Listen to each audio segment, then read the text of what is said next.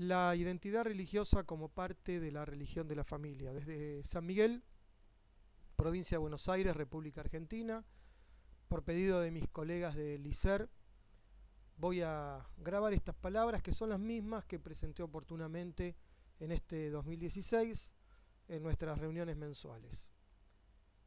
La identidad religiosa como parte de la religión de la familia. En su primera visita bíblica al monte Sinaí, Moisés dialoga con Dios, ocupado en la identidad de ese Dios, como verificando que se trate del Dios verdadero.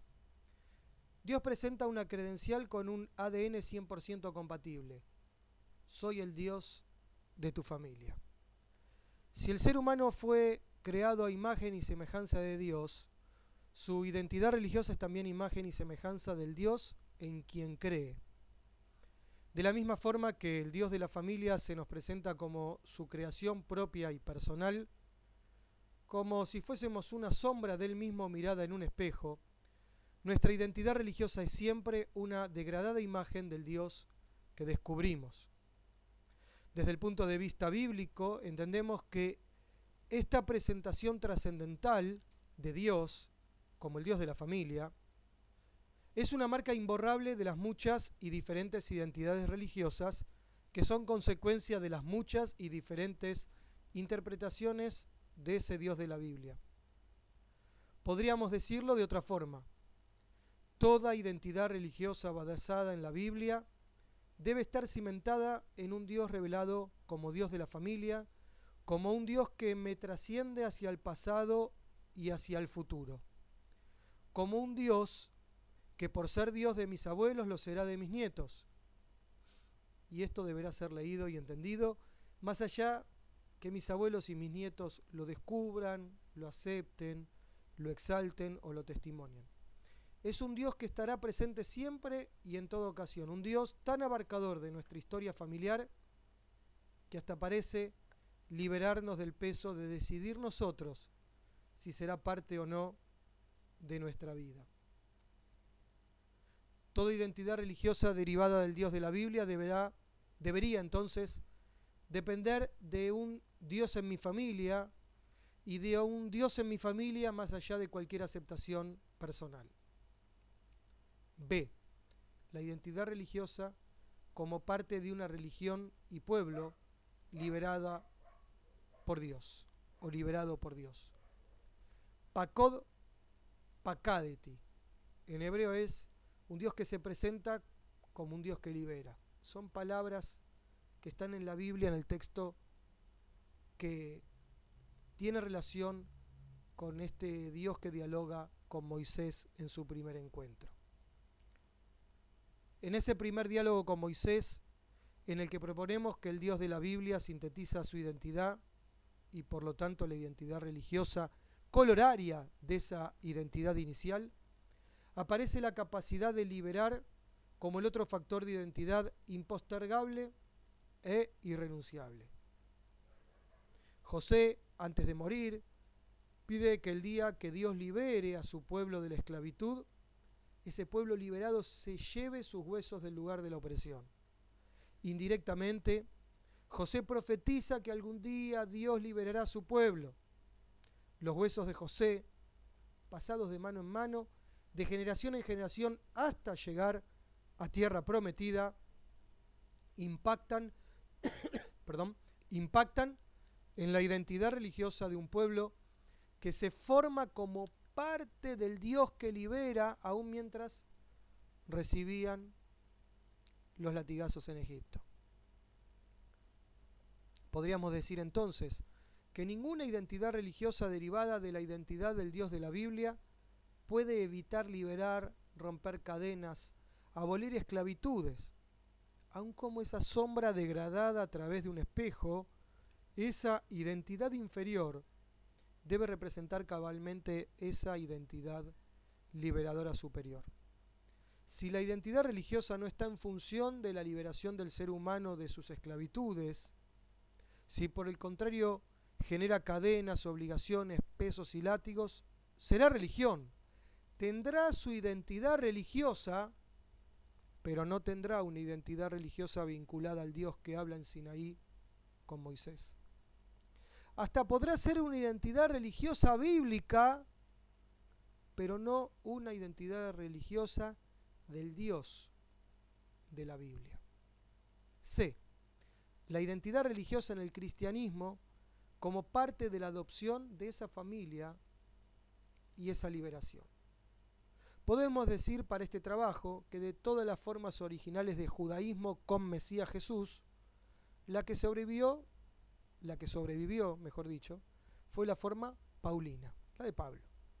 Podríamos aventurar que la identidad religiosa cristiana, generalizando y mucho, es la que moldeó Pablo cuando fundó el cristianismo, al sacarlo del ámbito estrictamente hebreo y universalizarlo. Creemos firmemente que la identidad religiosa de Pablo es consecuencia de intentar responder dos preguntas básicas. La primera pregunta es: ¿cómo releemos la Torá, los Salmos y los Profetas a la luz del Mesías? Y la segunda pregunta es: ¿cómo salvamos esa Torá, esos Salmos y esos Profetas ante una nueva amenaza de desaparición del pueblo hebreo? Desde esta mirada, el gran desafío de Pablo es mantener la identidad religiosa propuesta antes, la del Dios de la familia y la del Dios que libera, pero respondiendo sus dos preguntas históricas. Y la tarea no es sencilla teniendo en cuenta que la identidad religiosa subyacente al Dios de la familia, transmitida de generación en generación desde Sara hasta quien les graba este video, entra en crisis cuando debe convivir y amalgamarse con una identidad religiosa compatible históricamente y bíblicamente, pero ahora incluyendo a los goim, a los gentiles, que no llevan la sangre de Abraham, Isaac y Jacob. Y tampoco es sencilla la tarea de combinar y hacer coherente la identidad religiosa del Dios que libera. Dentro del pensamiento hebreo, lo único más universal que el judaísmo son los goim. Si los definimos como todo lo no judío, entonces dentro de la única categoría más abarcadora que la cultura hebrea, entran Faraón, Asuero, Nabucodonosor, Amán, y podríamos actualizar la lista con personajes mucho más actuales que intentaron la esclavitud y o eliminación del pueblo hebreo. ¿Cómo compatibilizar una identidad religiosa del Dios que libera, incluyendo a sus opresores? Seguramente el estudio de este proceso inclusivo, complejo, contradictorio, cambiante en las épocas, doloroso, maravilloso, excede el alcance de este trabajo.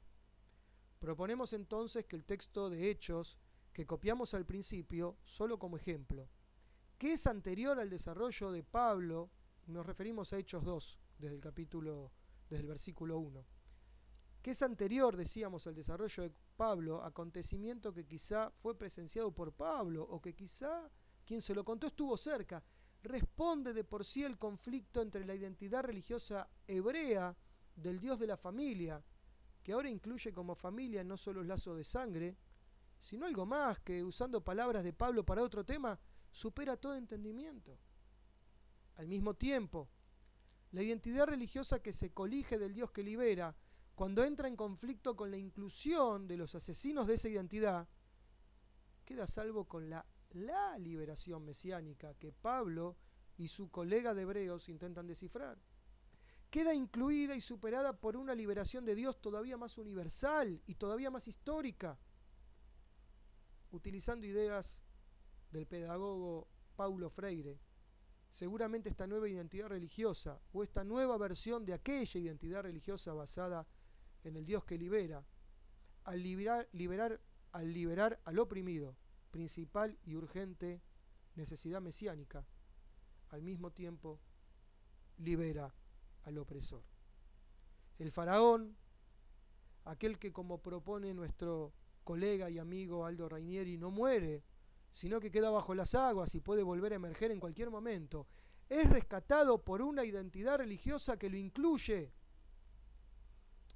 Finalmente, y como conclusión apresurada, nos permitimos sugerir la lectura de Lucas 9:28 en adelante, donde se relata el encuentro de Jesús, acompañado por parte de su familia elegida en el camino, con el libertador Moisés y con el profeta que anticipó esclavitudes y salvaciones eternas.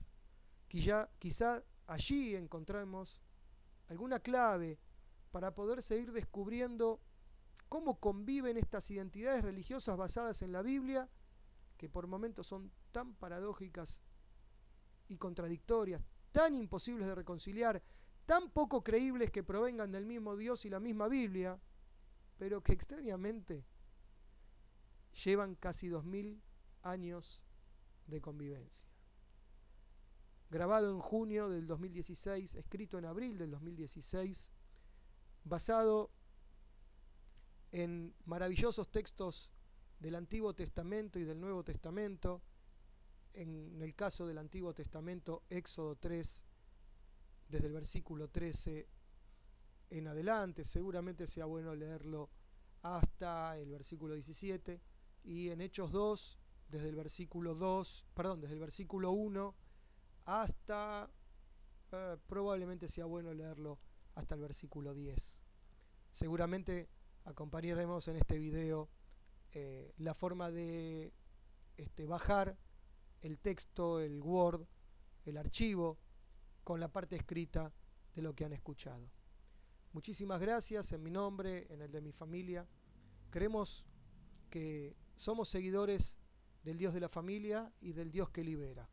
Y todo aquel que nos hable de un Dios que no es el Dios de la familia y no es el Dios que libera, entraremos a dudar de que ese Dios tenga algo que ver con la identidad religiosa que estamos contando. Por supuesto que cuando hablamos del Dios de la familia no tiene que ver esto con casarse y tener hijos, sino con lo que nuestra amiga María Teresa Martorell nos enseñó a llamar el Dios de la familia a través de la familia elegida. Algo mucho más abarcativo que una cuestión de sangre. Esperamos para el año que viene poder reflexionar sobre algún otro tema. Que Dios los bendiga.